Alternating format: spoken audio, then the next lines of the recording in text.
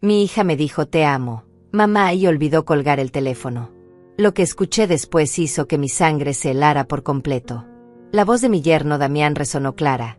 Ella realmente cree en ti. Los medicamentos están funcionando. Pronto ni siquiera va a recordar dónde escondió el dinero. Mi cuerpo se paralizó. Dejé caer el teléfono con manos temblorosas. Estaban planeando robarme todo lo que tenía, usando a mi propia hija como cómplice. Soy Esmeralda, tengo 73 años, y en ese momento entendí que la demencia que creía estar sufriendo no era real. Me estaban envenenando lentamente, haciéndome creer que perdía la memoria para justificar el robo de mis ahorros. Pero cometieron un error fatal. Subestimaron a una mujer que había sobrevivido a la pobreza, enviudez y traiciones familiares durante décadas. Esa mañana había comenzado como cualquier otra. Preparé mi café en la cocina color crema, con esas paredes que mi esposo había pintado hace 40 años. Los rayos de sol entraban por la ventana, iluminando las fotografías familiares que colgaban del aparador de madera. Fotos de Amalia cuando era niña, sonriendo con sus vestidos rojos en las fiestas escolares. Fotos de nuestra boda, de cumpleaños, de navidades felices. Todo mentira ahora. Amalia había llamado como todos los martes, preguntando por mi salud, diciéndome que tomara las vitaminas que Damián me había conseguido. Esas malditas pastillas que me hacían sentir confundida, mareada, olvidadiza.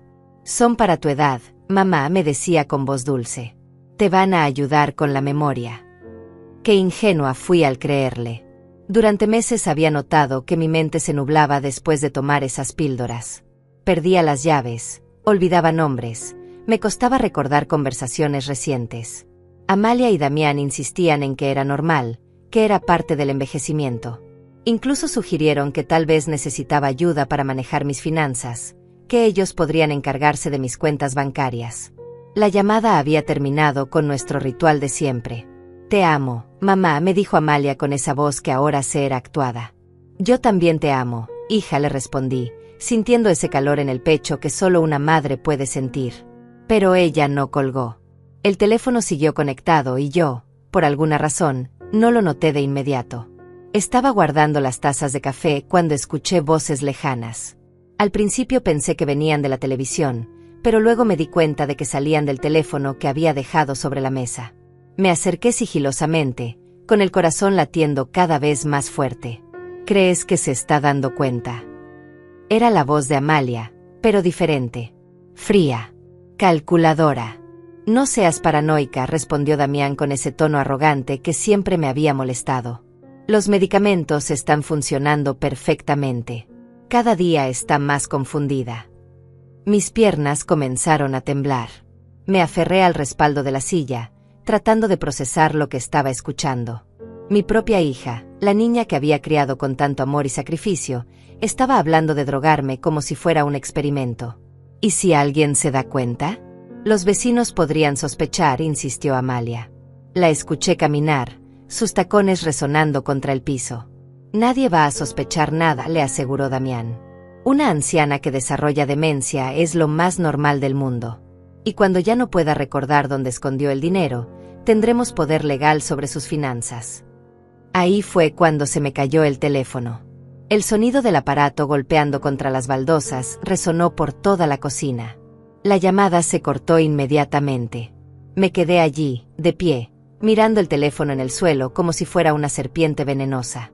Todo cobraba sentido ahora.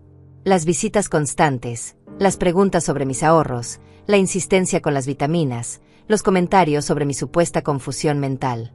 No estaba perdiendo la memoria por vejez. Me estaban envenenando sistemáticamente para robarme la vida que había construido con tanto esfuerzo. Me senté en el suelo de la cocina, junto al teléfono roto, y por primera vez en meses mi mente se sintió completamente clara. La rabia que corrió por mis venas fue como un despertar. No era demencia. No estaba perdiendo la cordura. Era veneno. Veneno administrado por las dos personas en las que más confiaba en este mundo. Recogí el teléfono con manos que ya no temblaban. La pantalla estaba agrietada, pero seguía funcionando. Como yo. Dañada por fuera, pero con toda mi fuerza interior intacta. Me levanté despacio, sintiendo como cada músculo de mi cuerpo se tensaba con una determinación que no sentía hace años. Si querían jugar sucio, les iba a enseñar lo que una mujer de 73 años podía hacer cuando la subestimaban. Caminé hasta mi habitación y me senté frente al espejo del tocador que había sido de mi madre. Mi reflejo me devolvió la mirada de una mujer cansada, con el cabello gris despeinado y arrugas que parecían más profundas que la semana pasada. Pero mis ojos, esos ojos cafés que mi esposo solía decir que brillaban como estrellas, ahora ardían con una llama que creía extinguida. Abrí el cajón superior del tocador y saqué mi libreta de direcciones, esa vieja libreta de cuero gastado donde tenía anotados todos los números importantes. Busqué el teléfono de Celia, mi vecina de enfrente, la única persona en la que sabía que podía confiar completamente. Celia había sido mi confidente durante años, la mujer que me había acompañado en el funeral de mi esposo y que siempre tenía una taza de té lista cuando yo necesitaba desahogarme.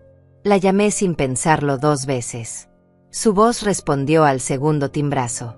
«Hola Esmeralda, ¿cómo estás, querida?» Su tono cálido contrastaba tanto con la frialdad que acababa de escuchar de mi propia hija. «Celia, necesito que vengas. Es urgente. Y por favor, no le menciones a nadie que estás aquí». Hubo una pausa. Celia conocía mi voz lo suficiente como para saber cuando algo estaba terriblemente mal. «Voy para allá», me dijo sin hacer preguntas. Mientras esperaba, fui hasta mi closet y saqué la caja de zapatos que guardaba en la parte más alta. Adentro estaban todos mis documentos importantes: escrituras de la casa, certificados bancarios, mi testamento, pólizas de seguro. También estaba mi libreta personal, donde durante años había anotado todo lo que consideraba importante. Fechas, conversaciones, gastos médicos. Todo estaba ahí, documentado con mi letra cuidadosa. Pasé las páginas hasta llegar a los últimos meses. Ahí estaban las anotaciones sobre mis supuestos episodios de confusión. 15 de marzo. Amalia dice que olvidé apagar la estufa. No recuerdo haber cocinado. 22 de marzo. Damián encontró mis llaves en el refrigerador. ¿Cómo llegaron ahí? 3 de abril. No pude recordar el nombre de la señora del banco. Amalia tuvo que ayudarme. Cada entrada me daba más claridad. Todos esos episodios habían ocurrido después de tomar las vitaminas. Los días que me saltaba las pastillas, por cualquier razón, mi mente funcionaba perfectamente. Era tan obvio ahora que me sentía estúpida por no haberlo notado antes. El timbre sonó y corrí a abrir. Celia estaba parada en mi puerta, con su vestido verde oliva y una expresión de preocupación genuina. «Esmeralda, te ves terrible. ¿Qué pasó?» Me hizo a un lado para entrar, y cerré la puerta con más fuerza de la necesaria. «Siéntate», le dije. «Lo que te voy a contar va a sonar increíble, pero necesito que me creas». Le relaté todo. La llamada que no se cortó, las voces de Amalia y Damián, las pastillas, los episodios de confusión, todo. Celia me escuchó sin interrumpir, pero vi cómo sus ojos se iban abriendo más y más con cada detalle. Cuando terminé, se quedó en silencio durante varios minutos, procesando la información. «Dios mío, Esmeralda», murmuró finalmente. Eso es abuso de ancianos. Es un crimen federal». Sus palabras me golpearon como una bofetada. Crimen federal. Mi propia hija estaba cometiendo un crimen federal contra mí. «¿Tienes las pastillas?», me preguntó. Asentí y fui a buscar el frasco del baño. Celia examinó las píldoras blancas pequeñas. «Esto no parece vitamina normal», dijo, frunciendo el ceño. «Necesitamos que las analicen». Me miró directamente a los ojos. «¿Qué quieres hacer, Esmeralda? Podemos ir a la policía ahora mismo». «No», le dije firmemente. «Todavía no». La sorpresa se reflejó en su rostro. «Necesito tiempo para pensar, para planear. Si voy a la policía ahora, será mi palabra contra la de ellos. Y después de meses fingiendo que tengo demencia, ¿quién me va a creer?». Celia asintió lentamente, entendiendo mi punto. «Entonces, ¿qué propones?». Me levanté y caminé hasta la ventana que daba al jardín trasero. Las rosas que mi esposo había plantado seguían floreciendo, desafiando el paso del tiempo. «Voy a seguir su juego», dije sin voltearme. «Van a creer que sigo tomando sus medicamentos, que sigo perdiendo la memoria. Pero en realidad, voy a estar documentando todo. Cada conversación, cada visita, cada intento de manipularme. Es peligroso, Esmeralda. Más peligroso es dejar que se salgan con la suya. Me volteé para mirarla. He trabajado toda mi vida para tener estos ahorros. Limpié casas, vendí comida, cuidé niños, hice de todo para asegurar mi futuro. No voy a dejar que dos parásitos me roben lo que me costó décadas construir. Esa tarde, después de que Celia se fue prometiendo ayudarme en todo lo que necesitara, me senté a hacer un plan. Si Amalia y Damián querían jugar al gato y el ratón, les iba a dar el espectáculo de sus vidas. Pero ellos no sabían que el ratón había descubierto todas las trampas. Guardé las pastillas en un lugar seguro, donde pudiera seguir sacándolas del frasco pero sin tomarlas. Cada mañana, fingiría tragarlas y después las escupiría cuando nadie me viera. Actuaría confundida en los momentos precisos, pero mantendría mi mente clara para observar y planear. Mi teléfono sonó. Era Amalia. Hola mamá, ¿cómo te sientes? Su voz falsa me revolvió el estómago, pero forcé una sonrisa que se reflejó en mi tono. Hola mi amor. Un poco cansada, pero bien. Acabo de tomar mis vitaminas. Perfecto, mamá. Te quiero mucho. Cuando colgué, susurré para mí misma, yo también te quería, Amalia. Pero eso se acabó. Los siguientes días fueron los más difíciles de mi vida. Tener que fingir demencia frente a mi propia hija requería una fuerza que no sabía que poseía. Cada mañana, cuando Amalia llegaba con su sonrisa falsa y sus preguntas sobre mi salud, tenía que actuar como la anciana confundida que ellos creían que era. Pero por dentro, mi mente trabajaba como una máquina calculando cada movimiento. El miércoles por la mañana, Amalia llegó más temprano de lo usual. Traía una bolsa de papel con mi desayuno favorito, pan dulce de la panadería del centro. Buenos días, mamá, me dijo besándome la frente. Te traje algo rico. Su actuación era perfecta. Si no hubiera escuchado esa conversación telefónica, habría creído que era la hija más amorosa del mundo. Me senté en la mesa de la cocina mientras ella preparaba el café. ¿Ya tomaste tus vitaminas?, me preguntó, como todas las mañanas. ¿Cuáles vitaminas?, respondí, poniendo esa expresión perdida que había estado practicando frente al espejo. Vi cómo sus ojos se iluminaron. Creyó que su plan estaba funcionando aún mejor de lo esperado. Las que están en tu baño, mamá.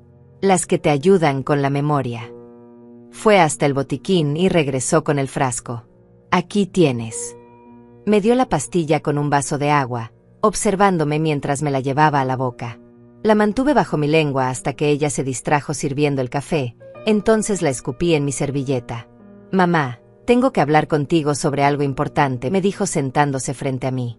Su tono había cambiado, se había vuelto más serio. Damián y yo hemos estado hablando sobre tu situación. Creemos que tal vez sería mejor si nosotros te ayudáramos con tus finanzas. Ya sabes, para que no tengas que preocuparte por pagar cuentas o manejar el banco. Ahí estaba. El primer movimiento real. Mantuve mi expresión confundida. ¿Mis finanzas? Pero yo manejo bien mi dinero. Mamá, ayer me dijiste que no recordabas haber pagado la luz. Y la semana pasada no podías encontrar tu chequera. Era mentira. Jamás le había dicho eso, pero ella estaba construyendo su narrativa. No recuerdo haber dicho eso, murmuré, frotándome las sienes como si me doliera la cabeza. Exactamente, mamá. Por eso necesitas ayuda. No es tu culpa, es normal a tu edad. Su mano se posó sobre la mía, esa mano que una vez había consolado mis pesadillas infantiles cuando yo la consolaba a ella. Ahora esa misma mano me mentía con cada caricia. ¿Qué tendría que hacer?, pregunté, manteniendo mi voz pequeña e insegura. Solo firmar unos papeles que te permitan a Damián manejar tus cuentas. Él estudió contabilidad, ¿recuerdas? Te va a cuidar muy bien. Damián nunca estudió contabilidad. Trabajaba vendiendo seguros y apenas terminó la secundaria. Pero seguí el juego. Damián va a cuidar mi dinero. Sí, mamá. Y yo voy a supervisar todo. Somos familia, nunca te haríamos daño. Cada palabra era como un cuchillo en mi pecho. Está bien, dije finalmente. Si tú crees que es lo mejor. Vi cómo se relajó, como si hubiera ganado la primera batalla. Esa tarde, Después de que se fue, llamé a Celia. Necesito tu ayuda, le dije. Van a venir mañana con papeles para que les dé control de mis finanzas. Hubo un silencio tenso del otro lado de la línea. ¿Y qué vas a hacer? Los voy a firmar, respondí. Su grito de sorpresa me hizo alejar el teléfono de mi oreja. Esmeralda, te volviste loca de verdad. Escúchame, le dije firmemente.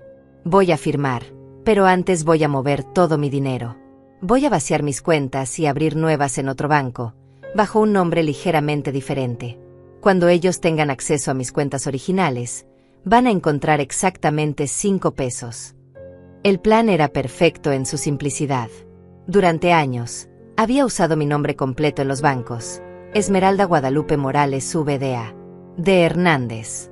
Pero en mi acta de nacimiento, mi segundo nombre aparecía como Guadalupe María, un detalle que muy poca gente conocía. Podía abrir cuentas nuevas usando esa variación legal de mi nombre, y técnicamente seguirían siendo mis cuentas legítimas. Es brillante, admitió Celia después de que le expliqué todo. Pero necesitas ayuda para mover tanto dinero sin que sospechen.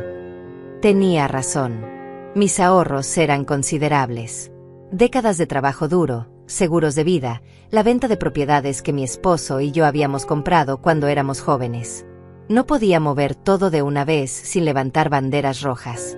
¿Conoces a alguien en el banco que pueda ayudarnos discretamente?, le pregunté. Celia pensó por un momento. Mi sobrino Armando trabaja en el Banco Nacional. Es gerente de cuentas privadas. Podríamos confiar en él. ¿Puedes llamarlo mañana temprano? Necesito mover todo antes de que Amalia y Damián lleguen con sus papeles. Esa noche no pude dormir. Me quedé despierta, sentada en la mecedora de la sala, mirando las fotos familiares que colgaban de las paredes color naranja del corredor. Había una foto de Amalia a los 15 años, sonriendo con su vestido verde en su fiesta de quinceañera. Yo había trabajado extra durante meses para poder pagarle esa fiesta. Otra foto la mostraba el día de su graduación universitaria, orgullosa con su título en la mano. Yo había vendido las joyas de mi madre para pagar sus estudios. ¿En qué momento se había convertido en esta persona? ¿Cuándo había decidido que robarle a su propia madre era aceptable? Traté de recordar señales, pistas de que algo estaba mal, pero no podía encontrar nada. Siempre había sido una hija aparentemente amorosa y atenta. Tal vez el problema era Damián. Ese hombre nunca me había gustado. Desde el primer día que Amalia me lo presentó, algo en él me incomodaba. La forma en que miraba mi casa, evaluando, calculando. Las preguntas que hacía sobre mis finanzas, disfrazadas de interés familiar. Los comentarios sobre lo grande que era la casa para una persona sola. El jueves temprano, Celia llegó con su sobrino Armando. Era un hombre de unos 40 años, bien vestido, con una sonrisa genuina que me recordó a su tía. Señora Esmeralda, me dijo estrechándome la mano. Celia me explicó su situación. Es terrible lo que le están haciendo, pero vamos a solucionarlo. Armando había traído todos los papeles necesarios. En menos de 2 horas, había transferido todo mi dinero a cuentas nuevas bajo mi nombre legal completo. Mis cuentas originales quedaron prácticamente vacías, con solo lo suficiente para cubrir los gastos automáticos del mes y evitar que se cerraran por inactividad. ¿Qué pasa si descubren las cuentas nuevas?, le pregunté. Imposible, me aseguró Armando. Están en un banco completamente diferente, bajo una variación legal de su nombre. Tendrían que contratar a un investigador privado para encontrar estas cuentas, y eso les costaría más dinero del que probablemente tienen. A las 3 de la tarde, Amalia llegó acompañada de Damián. Él traía un maletín negro y esa sonrisa falsa que ya conocía tan bien. Hola, suegra, me dijo dándome un beso en la mejilla. Su aliento olía a cigarro barato. ¿Cómo se siente hoy? Un poco confundida, respondí, usando mi voz más frágil. Amalia me explicó que ustedes van a ayudarme con mis cosas del banco. Exactamente, dijo Damián, abriendo su maletín. Aquí tenemos todos los documentos. Son muy simples, solo necesita firmar donde están las marcas amarillas. Los papeles eran más complicados de lo que Amalia me había dicho. No solo me daban poder sobre mis finanzas, sino que también me nombraban como sus herederos principales, saltándose a mis otros familiares. Había cláusulas sobre incapacidad mental que les permitirían tomar decisiones médicas por mí. Era un documento que básicamente me convertía en su prisionera legal. Es mucho papel, dije, fingiendo estar abrumada. No puede ser más simple. Mamá, sabemos que es confuso, dijo Amalia con esa voz dulce que ahora me daba náuseas. Pero es necesario para protegerte. Imagínate si alguien quisiera aprovecharse de ti. La ironía de sus palabras era casi cómica. Firmé cada documento lentamente, temblando la mano como si me costara trabajo.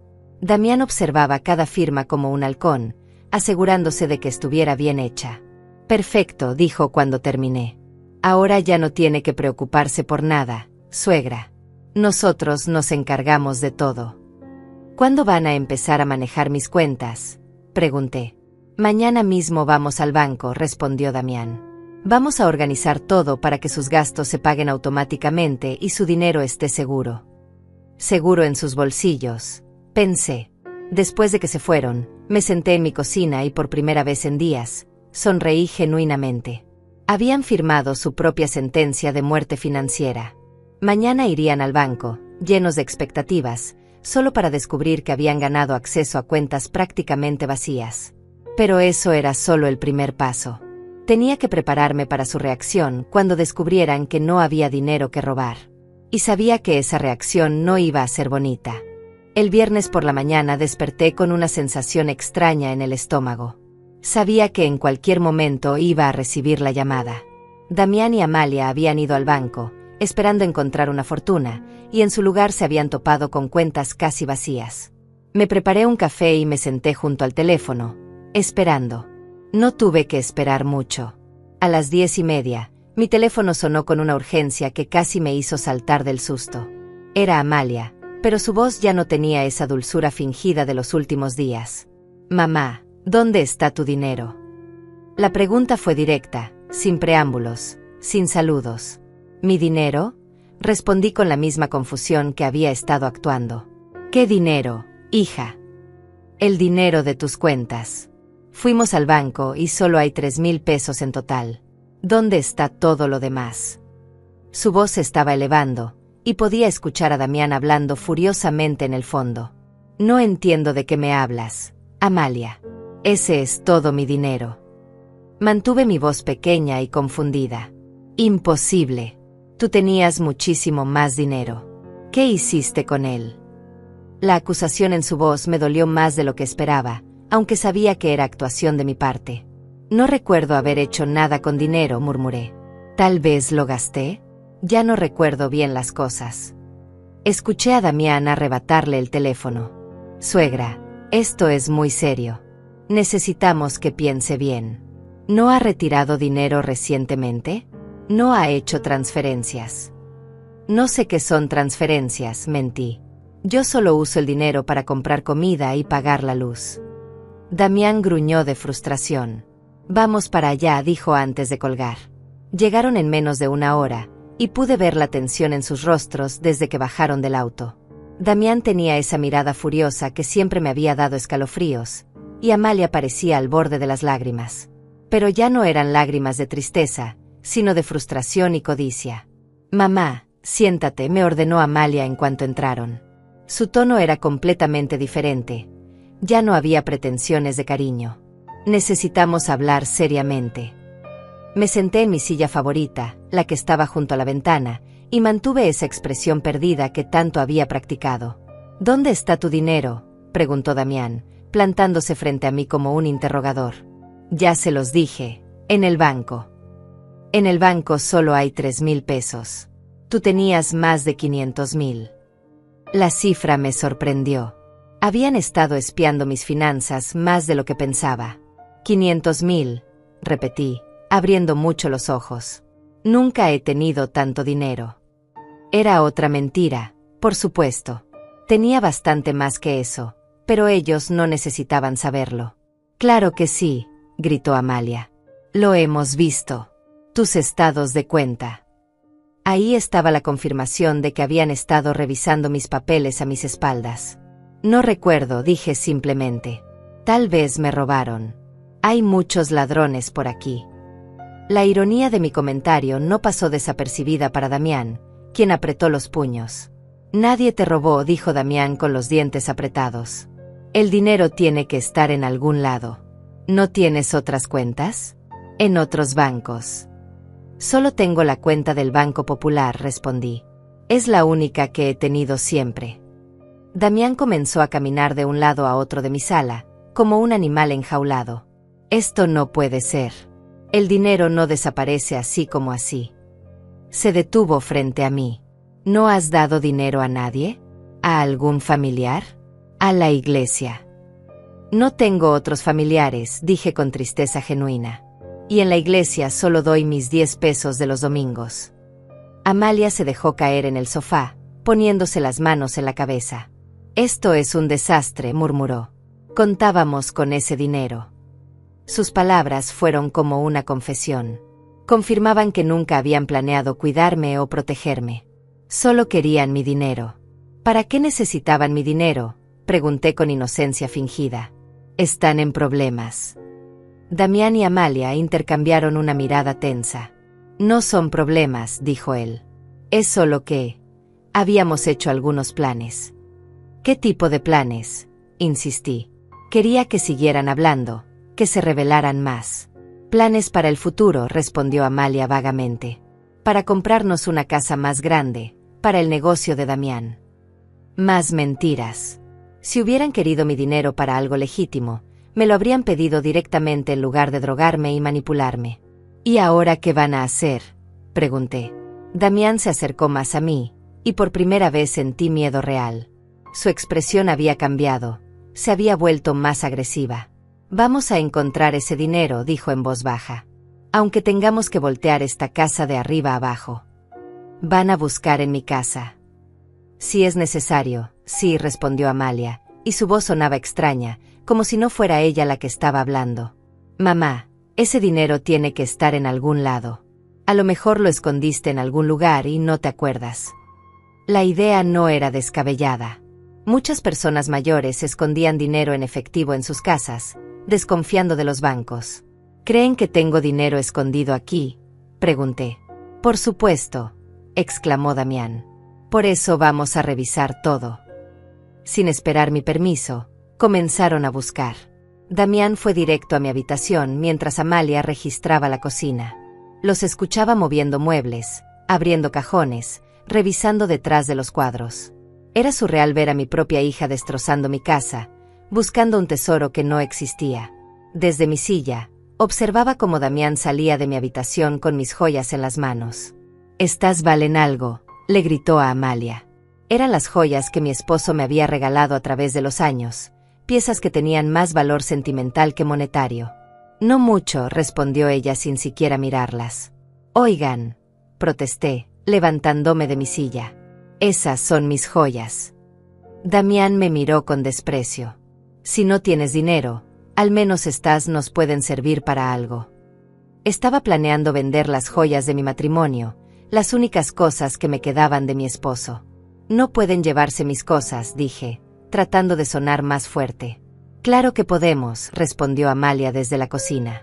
Tenemos poder legal sobre ti, ¿recuerdas? Podemos tomar las decisiones que creamos convenientes para tu bienestar. Estaban usando los documentos que había firmado el día anterior para justificar el robo directo. Era brillante en su crueldad. Técnicamente, tenían derecho legal a manejar mis bienes, y yo había actuado tan convincentemente la demencia que cualquier protesta mía podría ser descartada como confusión senil. Continuaron buscando durante 2 horas. Revisaron cada rincón de la casa, movieron todos los muebles, vaciaron todos los cajones. Incluso levantaron algunas baldosas del piso, buscando una caja fuerte o algún escondite. No encontraron nada, por supuesto, porque no había nada que encontrar. Cuando terminaron, mi casa parecía zona de guerra. Muebles fuera de lugar, cajones abiertos, ropa tirada por el suelo. Amalia estaba sudando y Damián tenía las manos sucias de tanto buscar. No hay nada, dijo él, limpiándose las manos en su pantalón. ¿Ahora qué?, preguntó Amalia. Su frustración era evidente. Habían contado con mi dinero para algo importante, y ahora se encontraban con las manos vacías. Tenemos que pensar, respondió Damián. El dinero no pudo haber desaparecido. Tiene que haber una explicación. Se fueron esa tarde sin despedirse, dejándome en mi casa destrozada. Pero no me importó el desorden. Me importó la revelación de quiénes eran realmente. Ya no había dudas, ya no había espacio para la esperanza de que tal vez se trataba de un malentendido. Mi hija y su esposo eran ladrones, y estaban dispuestos a destruir mi vida para conseguir lo que querían. Esa noche, mientras recogía los pedazos de mi casa, llamé a Celia. «¿Cómo te fue?», me preguntó. «Mejor de lo esperado», le respondí. «Están desesperados. Van a cometer errores». «¿Qué tipo de errores?». «El tipo de errores que hace la gente cuando está desesperada por dinero. Van a intentar algo más drástico». Tenía razón. Cuando las personas codiciosas no consiguen lo que quieren por las buenas, siempre recurren a métodos más extremos. Y cuando eso pasara, yo estaría lista. Los siguientes días fueron extrañamente silenciosos. Amalia no me llamó, no vino a visitarme, no preguntó por mi salud. Era como si hubiera desaparecido de mi vida por completo. Pero yo sabía que esa calma era engañosa. Conocía a mi hija, y cuando algo no salía como ella esperaba, se volvía impredecible y peligrosa. El martes por la tarde, mientras regaba las plantas del jardín, vi un auto desconocido estacionado frente a mi casa. Un hombre de traje gris se bajó y caminó hacia mi puerta. Tenía una carpeta en las manos y esa expresión seria que tienen los abogados o los oficiales del gobierno. Mi corazón se aceleró. «¿Señora Esmeralda Morales?», me preguntó cuando abrí la puerta. «Sí, soy yo. Soy el doctor Méndez, psiquiatra geriátrico.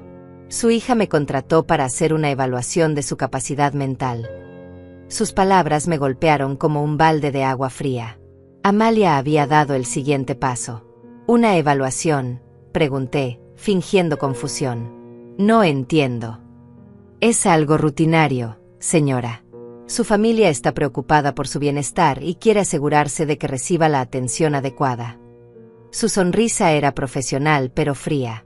Era evidente que solo estaba haciendo un trabajo. «¿Puedo pasar?», preguntó. «Será solo una conversación». No tenía opción. Si me negaba, sería evidencia de que algo estaba mal. «Por supuesto», le dije, haciéndome a un lado. «¿Quiere un café?». Nos sentamos en la sala, y él abrió su carpeta. «Voy a hacerle algunas preguntas básicas. ¿Está bien?». Asentí, preparándome mentalmente para la actuación más importante de mi vida. «¿Puede decirme qué día es hoy?». «Martes», respondí. «¿Qué fecha?». «No estoy segura». «El 15». Era el 18, pero tenía que parecer confundida. «¿Recuerda qué desayunó hoy?». «Creo que... ¿café?». «Sí, café. Pero no recuerdo si comí algo más». «¿Puede decirme el nombre del presidente actual?». Me quedé en silencio por un momento, frunciendo el ceño como si estuviera luchando por recordar. «Peña Nieto», dije finalmente.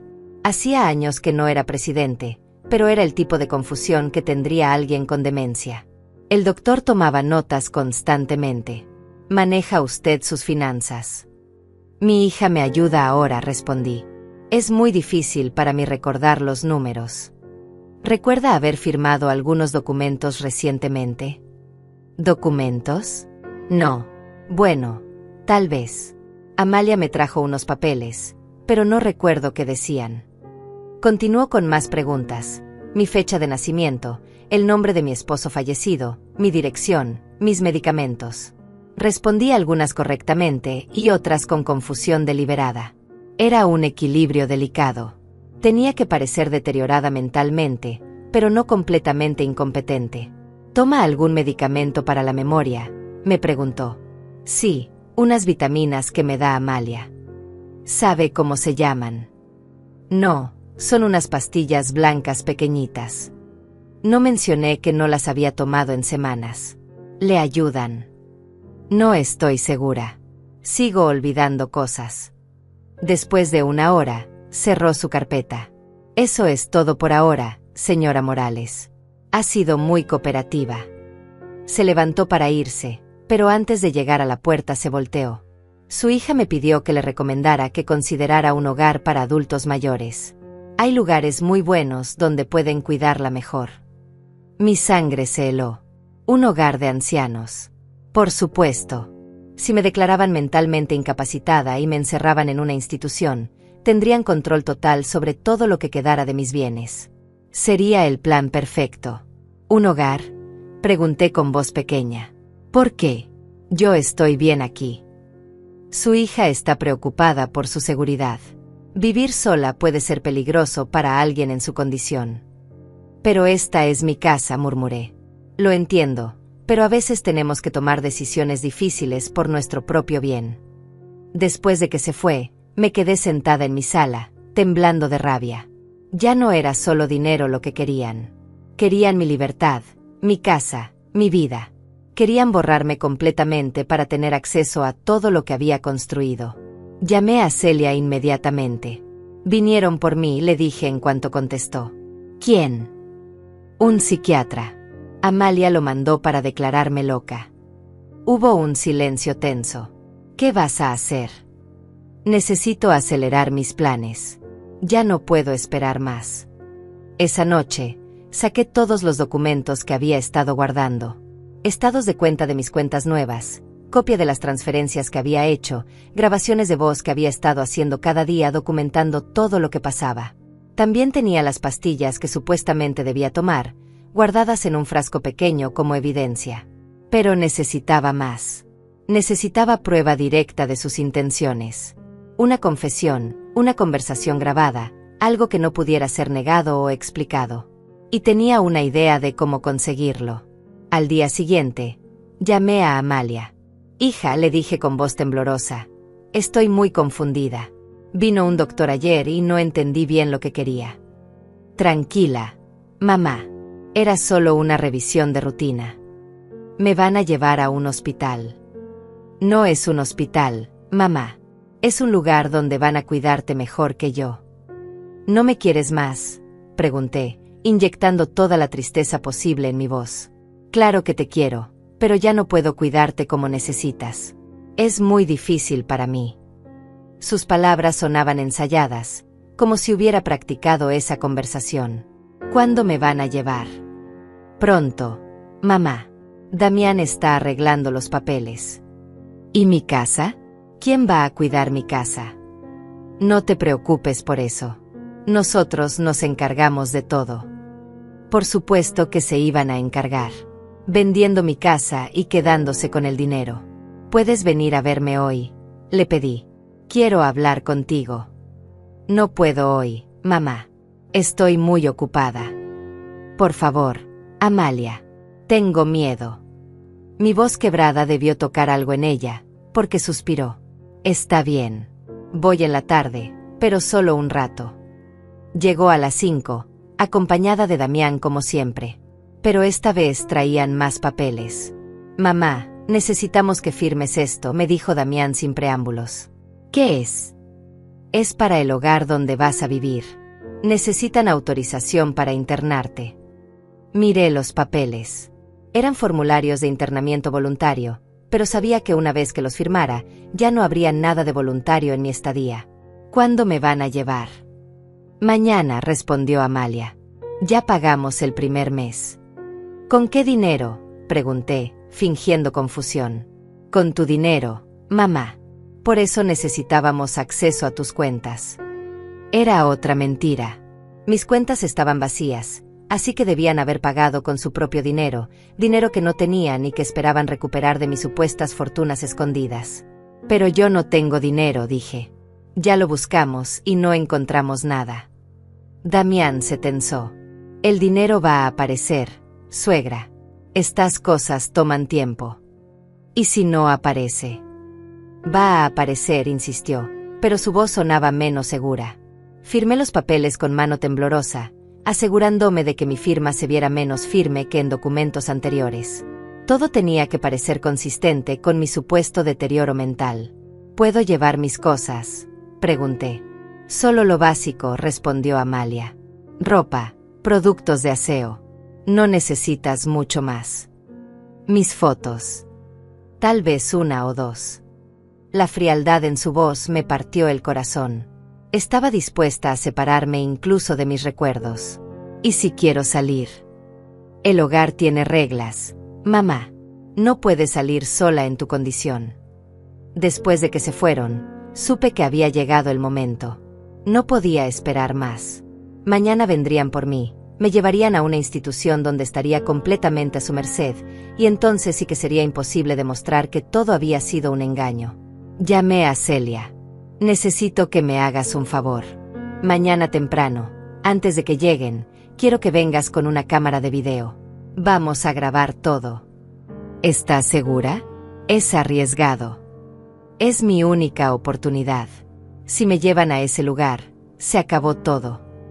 Esa noche escribí una carta dirigida a las autoridades, explicando toda la situación.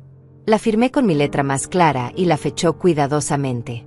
También preparé todos mis documentos bancarios, las pastillas que me habían estado dando, y una cronología detallada de todo lo que había pasado.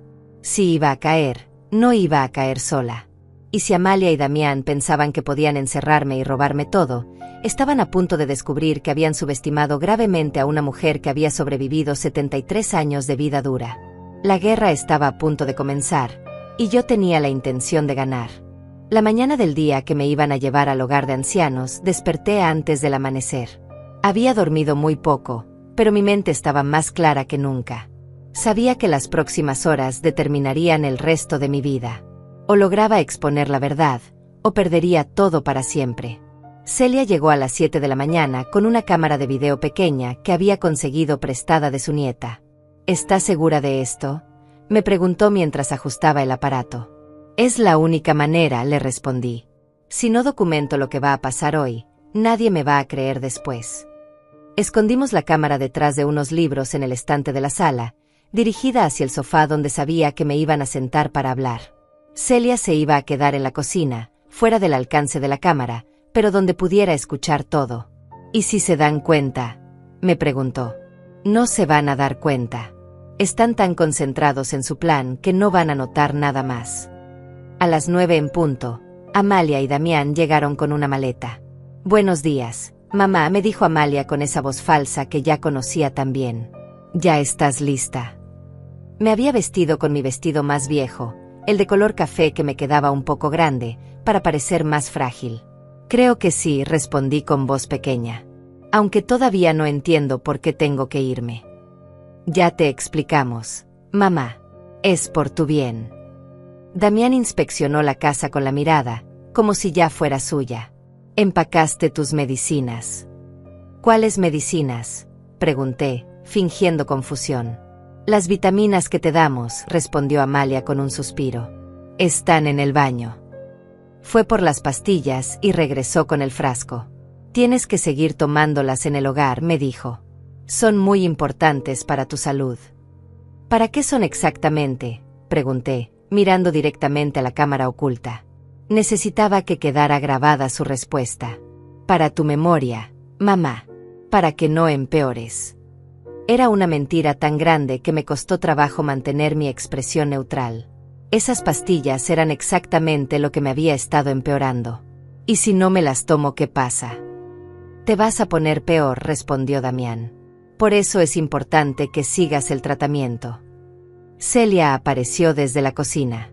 Buenos días, les dijo con una sonrisa forzada. Vine a despedirme de Esmeralda. Amalia no parecía muy feliz de verla, pero no podía decir nada sin parecer grosera. Hola, doña Celia. Sí, nos vamos ya. ¿A dónde la llevan exactamente?, preguntó Celia, manteniendo un tono casual. A un hogar especializado, respondió Damián.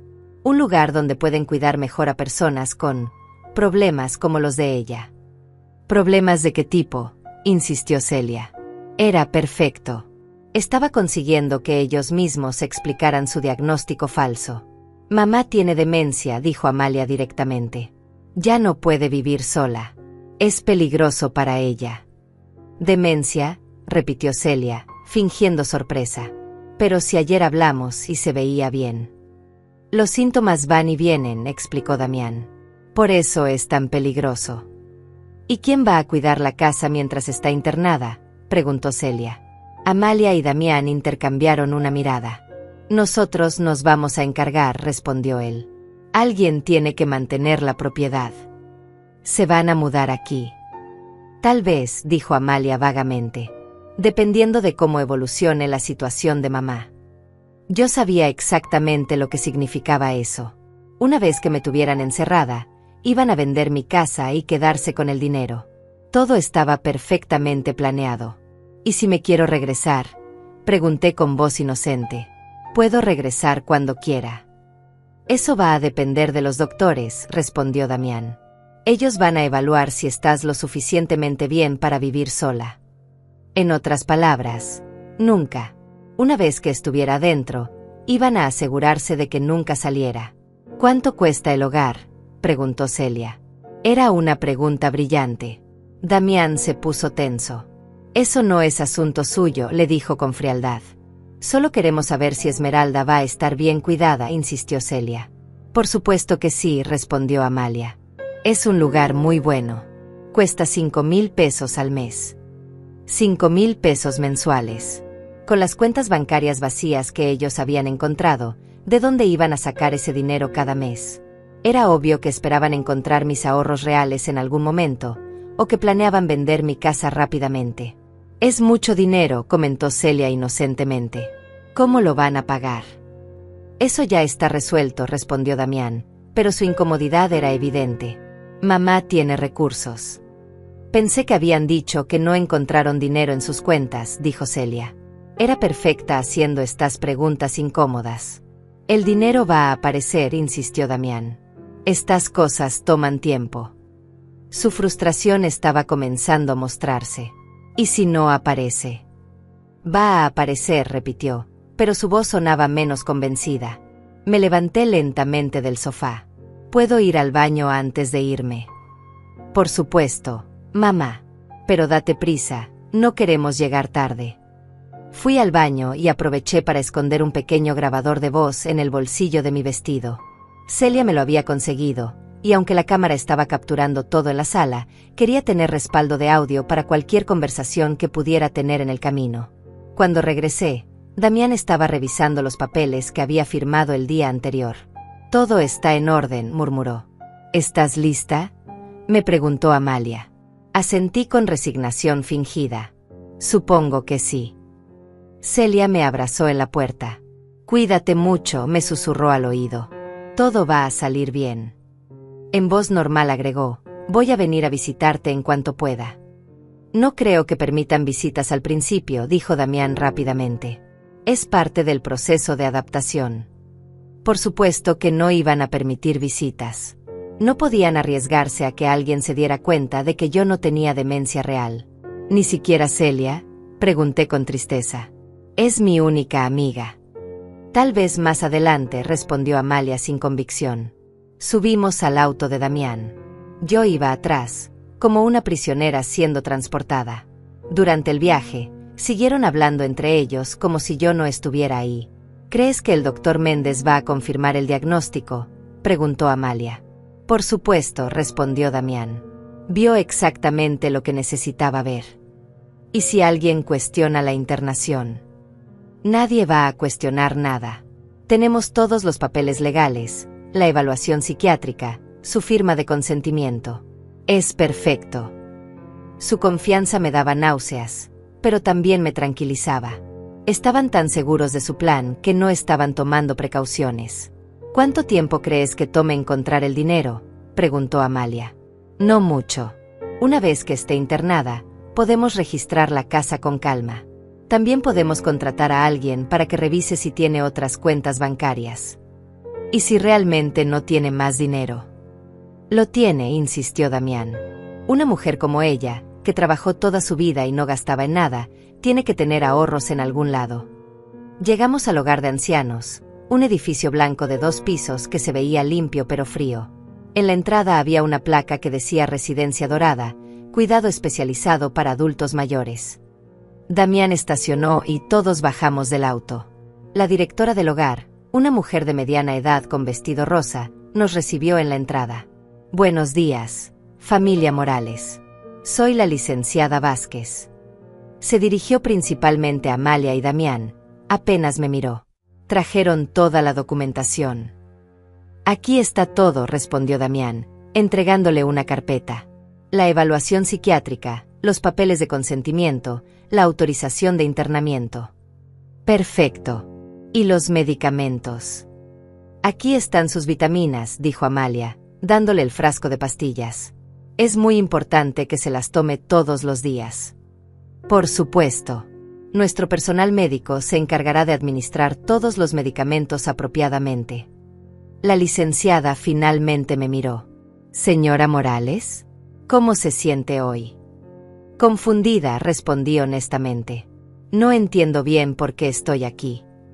Es normal, señora. Muchos de nuestros residentes se sienten así al principio, pero va a ver que pronto se va a sentir como en casa. Su sonrisa profesional no llegaba a sus ojos. Era evidente que para ella yo era solo otro número, otra pensión mensual. ¿Puedo ver mi habitación?, pregunté. Por supuesto. Familia, ¿quieren acompañarla? Sí, respondió Amalia. Queremos asegurarnos de que esté cómoda. Caminamos por un pasillo largo con olor a desinfectante. Las paredes estaban pintadas de un color amarillo pálido que se suponía era alegre, pero solo me parecía deprimente. Mi habitación era pequeña y espartana. Una cama individual, un closet pequeño, una silla junto a la ventana. ¿Aquí voy a vivir?, pregunté. Es temporal, mamá, me aseguró Amalia. Solo hasta que te sientas mejor. Pero sabía que para ella, mejor significaba muerta.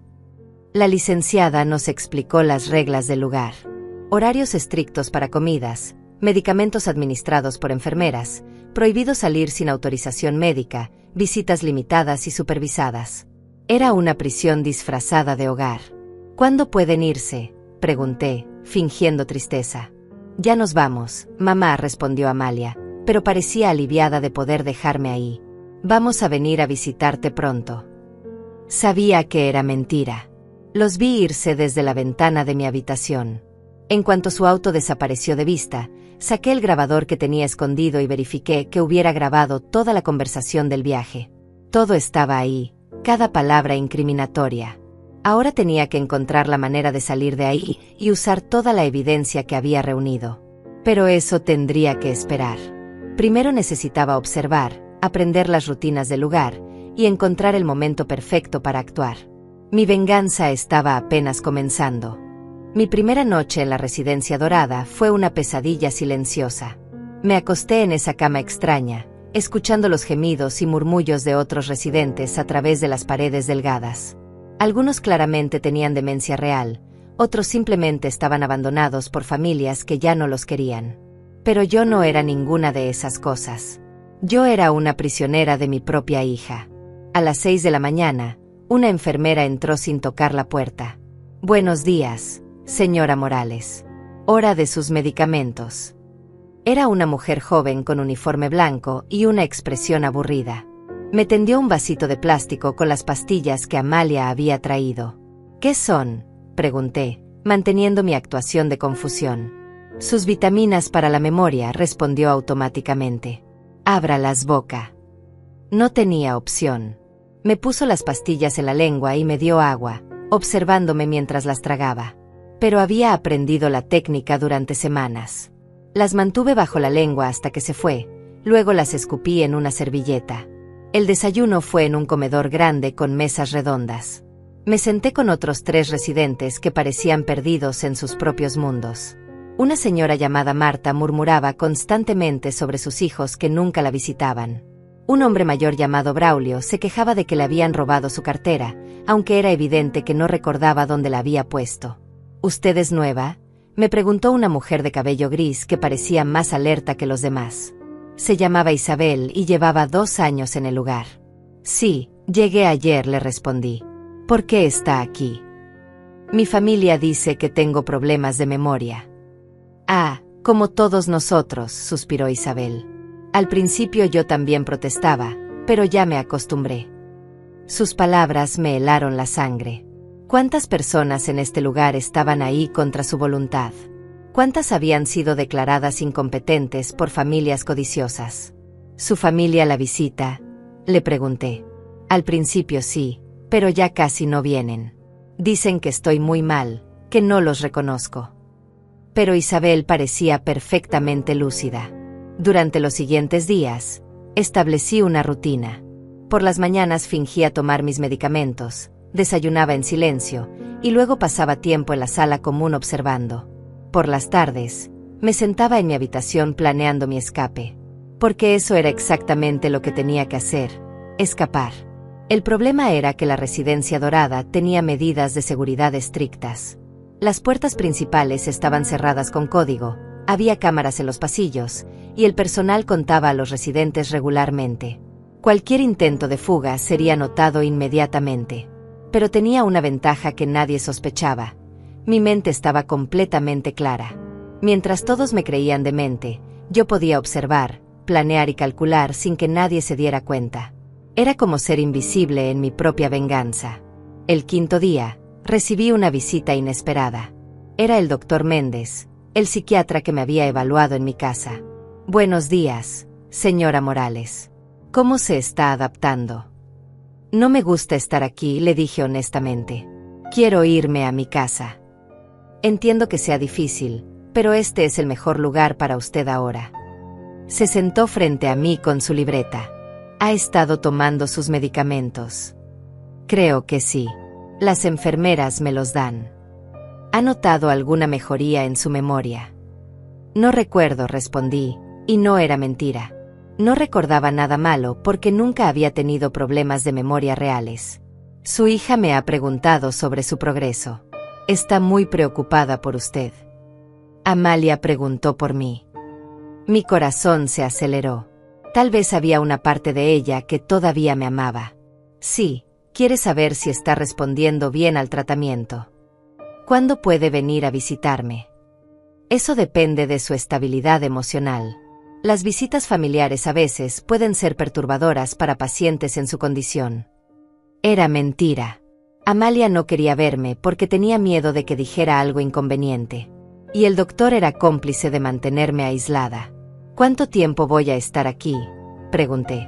Eso es difícil de predecir. Su condición es progresiva, señora Morales. Es posible que este sea su hogar permanente ahora. Hogar permanente.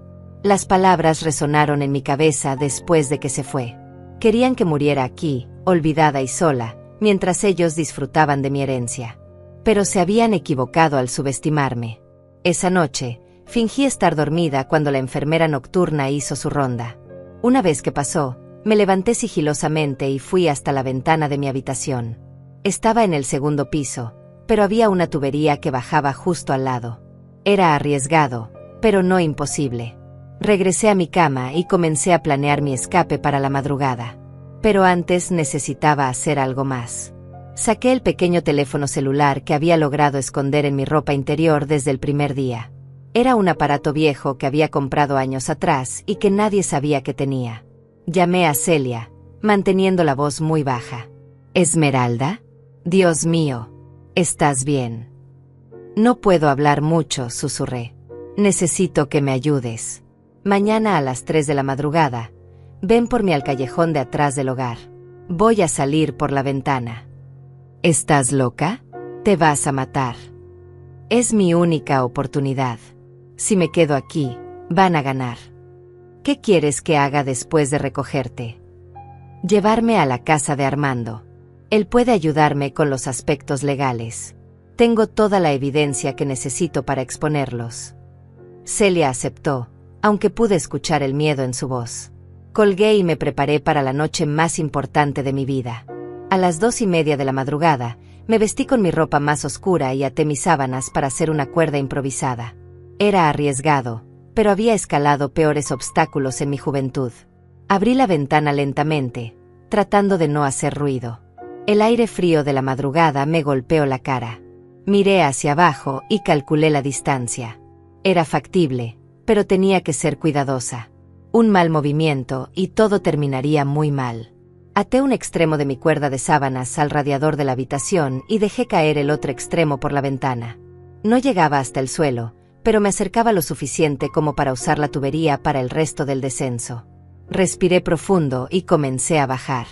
Mis manos de 73 años se aferraban a las sábanas con una fuerza que no sabía que aún tenía. Pie a pie, mano a mano, descendí por el costado del edificio como una fugitiva en la noche. Cuando llegué al final de mi cuerda improvisada, me las arreglé para alcanzar la tubería. Estaba fría y resbaladiza, pero logré deslizarme el resto del camino hasta el suelo. Mis piernas temblaron cuando toqué tierra firme, pero lo había logrado. Corrí hacia el callejón trasero donde Celia me estaba esperando en su auto viejo. «No puedo creer que lo hayas hecho», me susurró mientras me subía al asiento del pasajero. «Vámonos antes de que se den cuenta», le dije. Manejamos en silencio durante varios minutos. Yo miraba constantemente por el espejo retrovisor, esperando ver luces de patrulla persiguiéndonos. Pero no había nadie. Mi escape había sido exitoso. «¿A dónde vamos?», preguntó Celia. «A casa de Armando. Él vive en las afueras de la ciudad».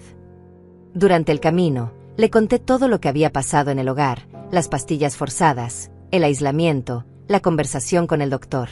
«Es una conspiración completa», murmuré. «Todos están involucrados». Llegamos a casa de Armando a las 4 de la madrugada. Tuvo que despertar, pero cuando le expliqué la situación, nos invitó a pasar inmediatamente. «Esto es muy serio», dijo después de escuchar mi historia. «Estamos hablando de múltiples crímenes: abuso de ancianos, fraude, administración de sustancias no autorizadas, confinamiento ilegal». «¿Qué puedo hacer?», le pregunté. «Primero, vamos a documentar todo oficialmente. Luego vamos a presentar denuncias criminales y civiles. Pero necesitamos actuar rápido. En cuanto se den cuenta de que escapaste, van a tratar de cubrirse». Armando tenía razón. Probablemente en unas pocas horas descubrirían mi ausencia en el hogar. Amalia y Damián entrarían en pánico cuando se dieran cuenta de que su víctima perfecta había desaparecido.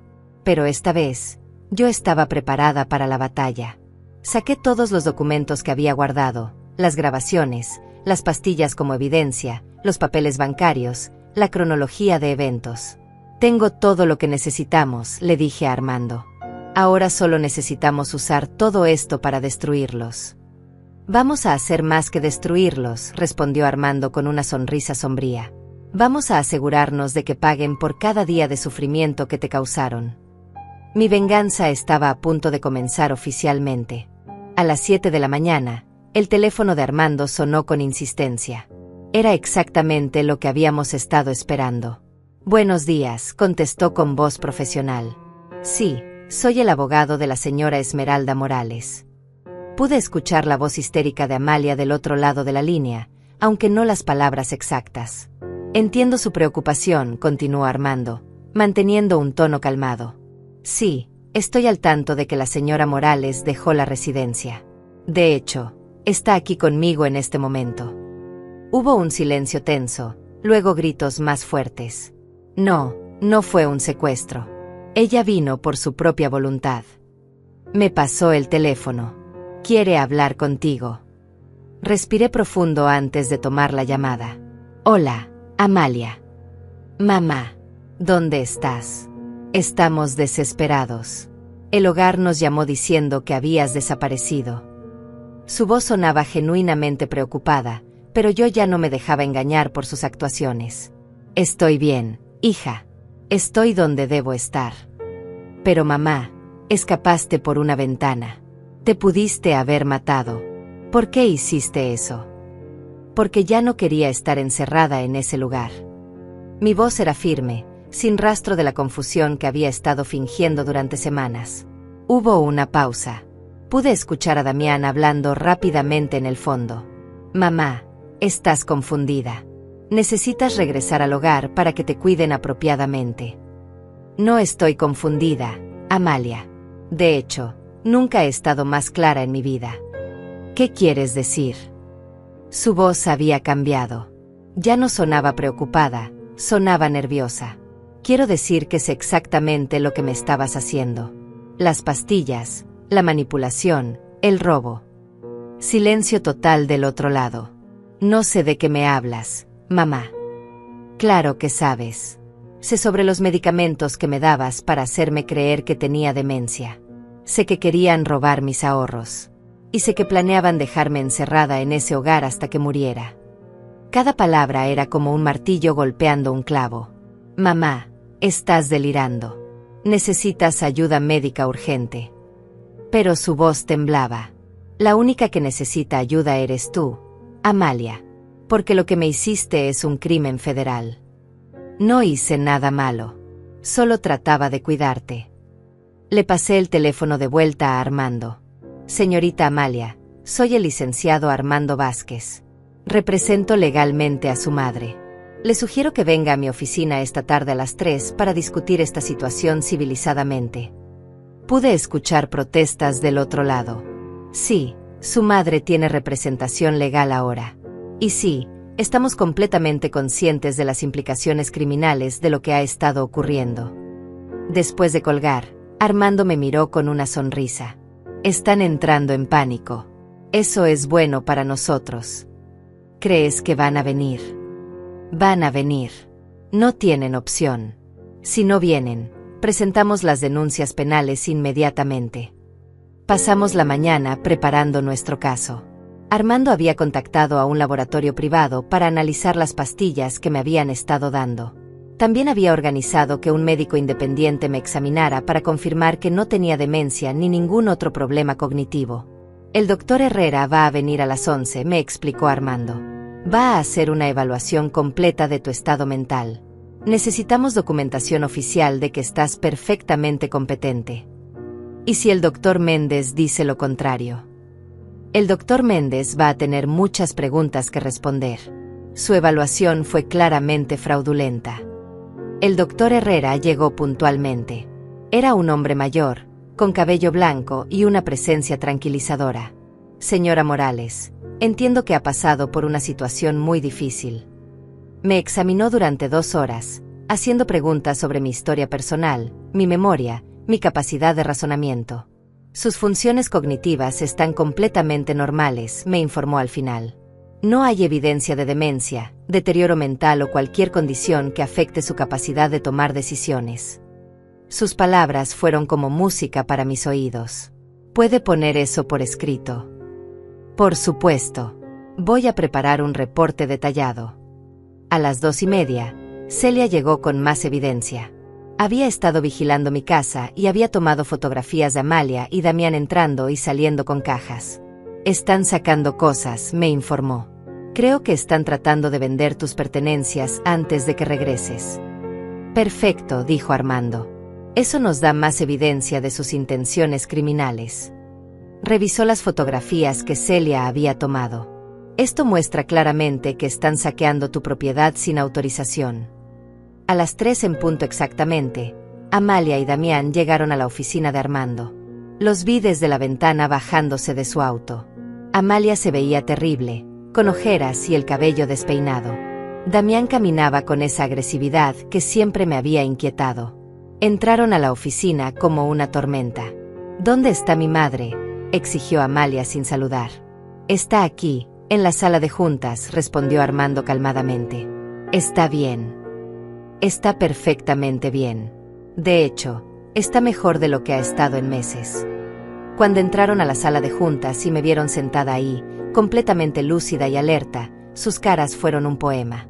La sorpresa en los ojos de Amalia fue genuina. Era como si viera un fantasma. Mamá, te ves diferente. Me veo como siempre me he visto, Amalia. Solo que ahora ya no finjo estar confundida. Damián fue directo al grano. No entiendo qué está pasando aquí, pero mi suegra tiene demencia diagnosticada. Necesita regresar al hogar inmediatamente. Su suegra no tiene demencia, respondió Armando, poniendo el reporte del doctor Herrera sobre la mesa. Aquí está la evaluación médica independiente que lo confirma. Damián leyó el documento con creciente pánico. Esto es imposible. El doctor Méndez confirmó el diagnóstico. El doctor Méndez va a tener que explicar cómo llegó a un diagnóstico tan erróneo, dijo Armando fríamente. Amalia, dije, mirando directamente a mi hija, ¿sabes qué contenían realmente esas vitaminas que me dabas? Su cara se puso pálida. Eran vitaminas normales, mamá. No, no lo eran. Estamos haciéndolas analizar en un laboratorio independiente. Pronto sabremos exactamente qué sustancias me estabas administrando sin mi conocimiento. Esto es ridículo, intervino Damián. Ustedes están confundiendo a una anciana enferma. La única confundida aquí era yo, le respondí. Confundida porque confiaba en ustedes. Confundida porque creía que mi propia hija me amaba. Armando abrió una carpeta y sacó varios documentos. Tenemos evidencia de múltiples crímenes. Administración no autorizada de sustancias, abuso de ancianos, fraude, confinamiento ilegal, robo. Cada palabra era como una bofetada. ¿Robo?, protestó Amalia. Nunca robamos nada. Ah, no. ¿Y estas fotografías de ustedes sacando mis pertenencias de mi casa? Armando puso las fotos que Celia había tomado sobre la mesa. ¿Qué estaban haciendo exactamente? Damián se puso de pie bruscamente. No tenemos que escuchar esto. Vámonos. Amalia. Pero Amalia no se movió. Estaba mirando las fotografías con expresión de horror, como si apenas se diera cuenta de lo que habían estado haciendo. Siéntese, señor, le ordenó Armando a Damián. Porque tengo algo más que mostrarles. Puso un pequeño reproductor de audio sobre la mesa. Esto es una grabación de la conversación que tuvieron en el auto camino al hogar de ancianos. Presionó play, y la voz de Damián llenó la habitación. Una vez que esté internada, podemos registrar la casa con calma. También podemos contratar a alguien para que revise si tiene otras cuentas bancarias. La cara de Damián se puso roja de furia. ¿De dónde sacaron eso?, rugió. Eso es una violación de privacidad. Su suegra tenía derecho a grabar conversaciones sobre ella misma, respondió Armando. Especialmente cuando esas conversaciones revelaban planes criminales. Amalia finalmente habló, pero su voz era apenas un susurro. Mamá. Yo no quería. Damián me dijo que era la única manera. ¿La única manera de qué?, le pregunté. ¿De robarme? ¿De destruir mi vida? No fue mi idea, gritó de repente. Todo fue idea de él. Yo no quería hacerte daño. Damián la miró con furia, pero el daño ya estaba hecho. Acababa de confesar. Cállate, Amalia, le gruñó Damián. Pero era demasiado tarde. Las palabras ya habían salido. Él me dijo que era la única manera de conseguir dinero rápido, continuó Amalia, las lágrimas corriendo por sus mejillas. Dijo que tú ni siquiera te ibas a dar cuenta. Armando sonrió. Acababa de conseguir una confesión completa. Creo que ya tenemos todo lo que necesitamos, dijo. ¿Quieren resolver esto civilizadamente, o prefieren que presentemos cargos criminales? La guerra había terminado. Y yo había ganado. La confesión de Amalia cambió todo en esa sala de juntas. Vi cómo Damián la miraba con un odio que nunca antes había mostrado tan abiertamente.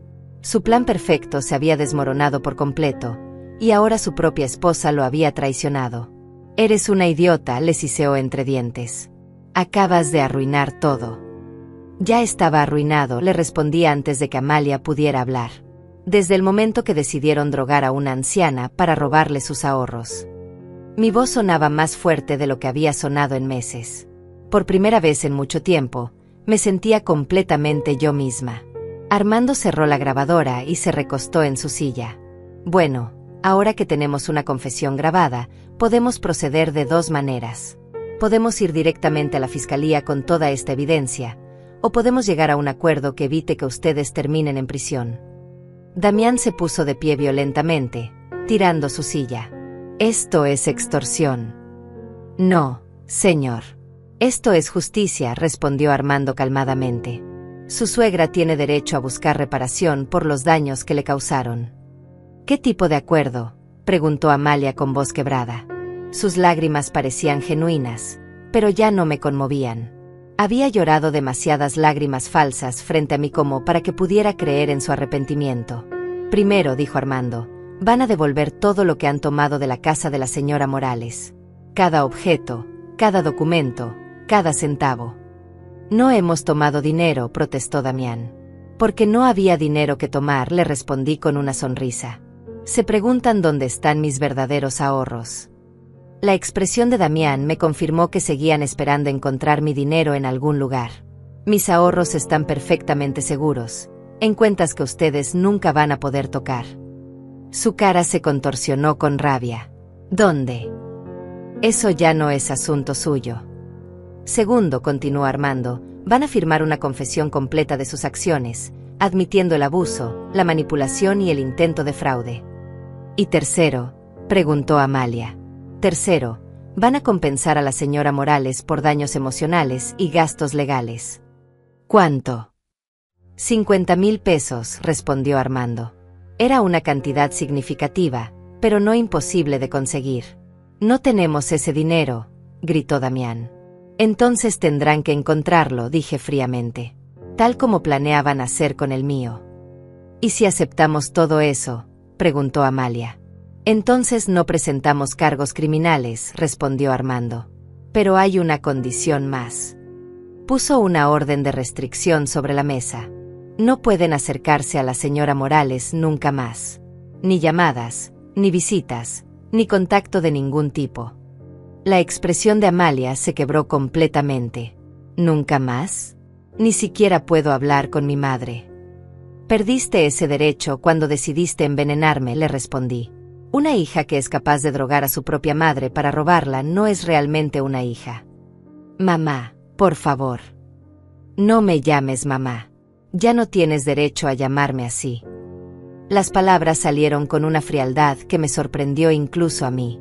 Pero era necesario. Tenía que cortar todos los lazos con estas personas que habían tratado de destruir mi vida. Damián finalmente habló, su voz llena de veneno. Esto no va a terminar aquí, vieja. Vamos a encontrar la manera de... ¿De qué? Lo interrumpí. ¿De lastimarme más? ¿De intentar matarme? Porque eso es lo que estaban haciendo, ¿verdad? Me estaban matando lentamente. No era nuestra intención. Comenzó a decir Amalia. Claro que era su intención. Querían que muriera confundida y sola en ese hogar, para poder quedarse con todo lo que había trabajado durante 73 años. Mi voz se elevó, toda la rabia contenida saliendo finalmente. Tienen 1 hora para decidir, anunció Armando. ¿Aceptan el acuerdo, o presentamos cargos criminales esta misma tarde? Se levantó y abrió la puerta de la sala de juntas. Pueden usar la sala de espera para discutirlo. Después de que salieron, me quedé sentada en silencio por varios minutos. Todo había terminado. Después de semanas de terror, manipulación y humillación, finalmente tenía el control de la situación. Pero el triunfo se sentía agridulce. Había ganado, pero había perdido a mi hija en el proceso. ¿Estás bien?, me preguntó Celia, tomando mi mano. Estoy mejor que bien, le respondí. Estoy libre. ¿Crees que van a aceptar el acuerdo? No tienen opción. Damián es un cobarde, y Amalia está demasiado asustada para arriesgarse a ir a la cárcel. 45 minutos después, regresaron a la sala de juntas. Amalia tenía los ojos rojos de tanto llorar, y Damián se veía derrotado. Aceptamos, murmuró él. Todas las condiciones. Armando había preparado todos los documentos. Firmaron la confesión completa, el acuerdo de restitución y la orden de restricción. También se comprometieron a devolver todos mis objetos personales antes del final de la semana. ¿El dinero?, preguntó Armando. Lo vamos a conseguir, respondió Damián. Tenemos 1 semana, ¿verdad? 1 semana exacta. Si no, presentamos los cargos automáticamente. Cuando terminaron de firmar todo, Amalia me miró una última vez. Mamá. Esmeralda. Lo siento. De verdad lo siento. No respondí. No había nada que decir. Las disculpas no iban a borrar lo que me habían hecho. Se fueron sin decir nada más. Los vi desde la ventana subirse a su auto y alejarse. Era la última vez que los vería, y extrañamente, eso no me causó tristeza. Solo alivio. 1 semana después, recibí un cheque por 50,000 pesos. También recibí todas mis pertenencias de vuelta, incluyendo las joyas que Damián había tratado de vender. Los análisis de laboratorio confirmaron que las vitaminas contenían sedantes y drogas que podían causar confusión y pérdida de memoria a largo plazo. Regresé a mi casa, que ahora se sentía verdaderamente mía otra vez. Celia me ayudó a reacomodar todo y a cambiar las cerraduras. ¿No te sientes sola?, me preguntó. Para nada, le respondí. Me siento en paz. Un mes después, decidí hacer algo que nunca había considerado antes. Doné la mitad del dinero de la compensación a una organización que ayudaba a víctimas de abuso de ancianos. Hay muchas personas como yo, le expliqué a la directora de la organización. Gente que no tiene la suerte de descubrir a tiempo lo que les están haciendo.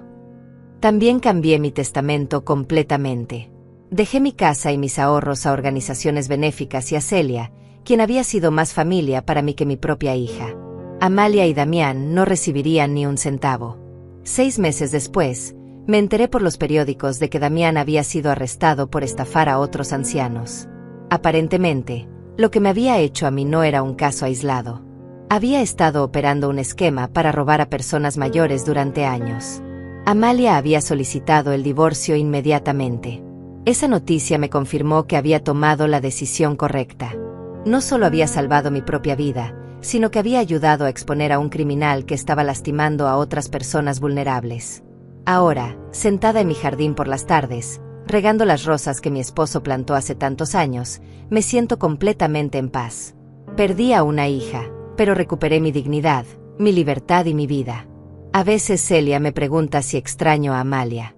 La respuesta es complicada. Extraño a la niña que crié, a la joven que se graduó de la universidad gracias a mis sacrificios. Pero esa persona ya no existe.